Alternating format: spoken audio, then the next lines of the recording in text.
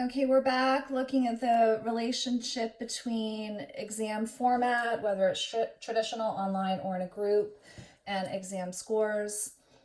You can see I have the data summarized up here, and I have our basic ratios that we calculated in the last video. So here we're going to calculate our sums of squares and our degrees of freedom.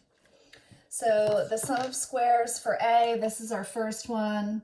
I'm going to put a little star next to this because this is the same formula in all of the ANOVAs. It's the basic ratio for A minus the basic ratio for T. So in this problem, we have 6724.5 minus 6612.5, and that equals 112. All right, next we have the sum of squares for S, and that's the basic ratio for S minus the basic ratio for T. So we've got, oh, my ink's running out here. We've got 6738.33 minus 6612.5, and that equals 125.83.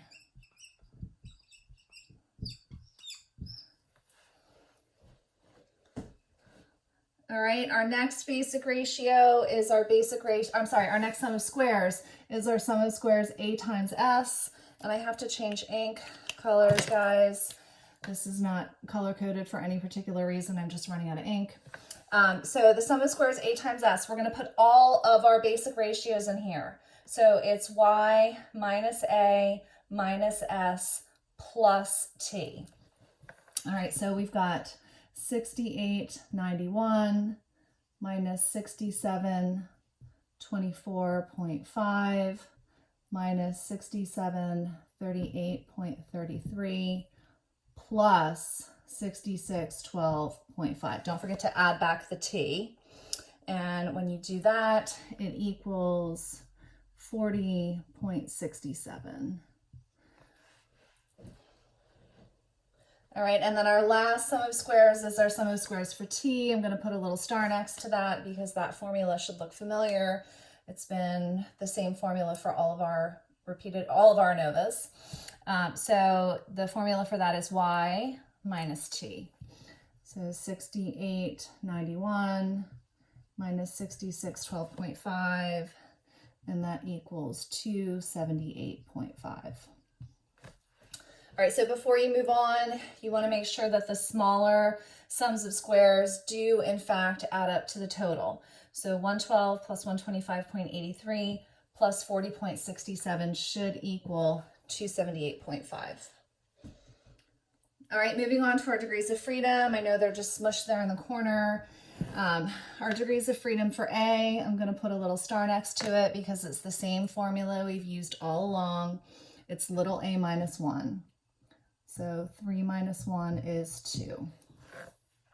Our degrees of freedom for S is little n minus 1. So 6 minus 1 is 5. Our degrees of freedom A times S is A minus 1 times n minus 1.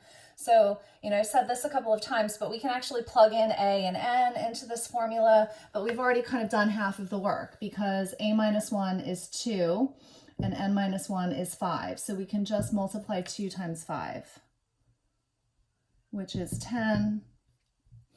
And our degrees of freedom T is A times n minus 1. So 3 times 6 minus 1 is 17. All right, again, before you move on, you want to make sure that the smaller degrees of freedom add up to the total. So 2 plus 5 plus 10 does equal 17. And you also want to make sure that your degrees of freedom T is 1 fewer than your total number of observations. So you've got 18 observations in here, and degrees of freedom T is in fact 1 less than that. All right, we'll come back and do the mean squares and the F. Feel free to pause this at any point to check your numbers.